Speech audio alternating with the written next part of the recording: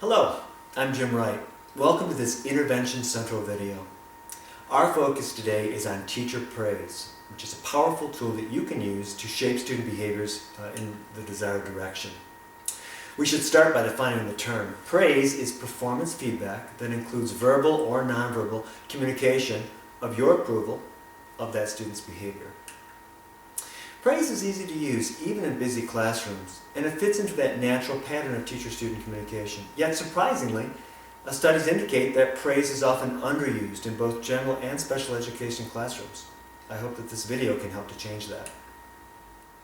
Now let's look at the recipe for creating a well-constructed praise statement. It's made up of two components.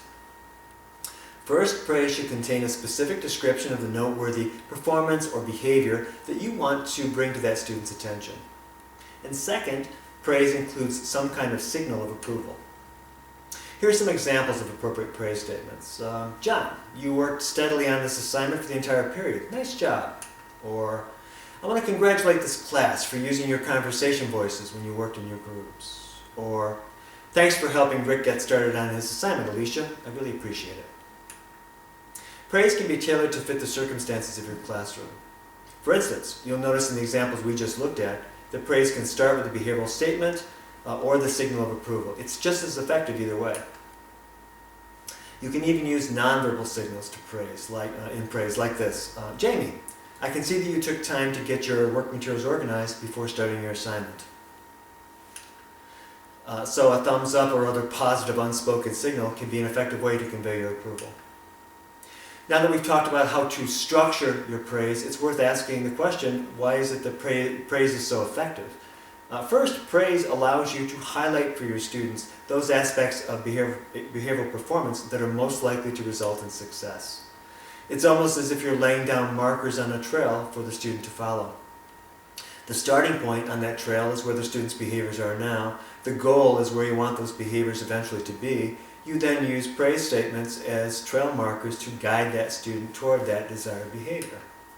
For example, a student who should be doing independent seat work in your classroom actually has a number of behavioral options, some good, some not so good, to choose from, such as to look out the window, or to chat with a peer, or to put her head on her desk, or to work on the assignment.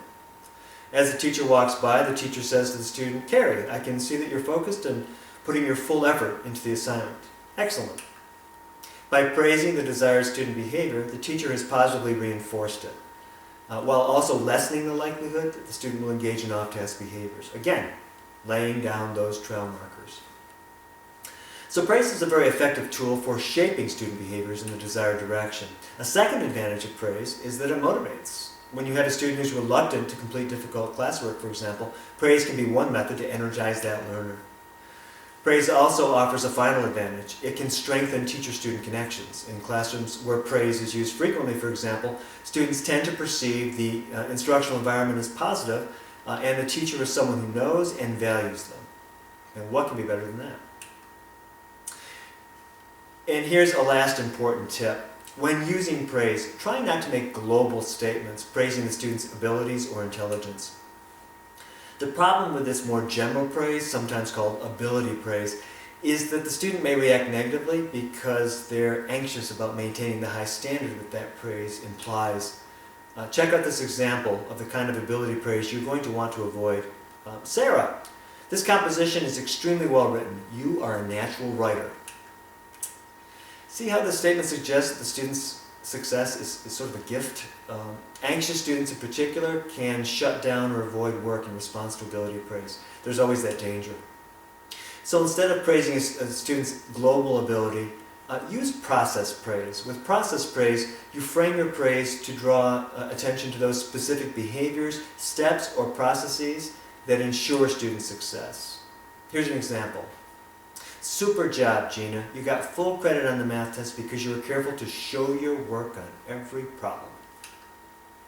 As this example illustrates, the empowering message of process praise is that the student can trace their success directly to having followed this specific set of behaviors, and this also suggests that they can then do so again whenever they choose. That's it for this tutorial on using praise as a classroom behavior management tool. If you'd like more information on the topic, you can go to this web address. to download a handout, just look for the link with the title of this Intervention Pathways video. I'm Jim Wright. Thank you for watching.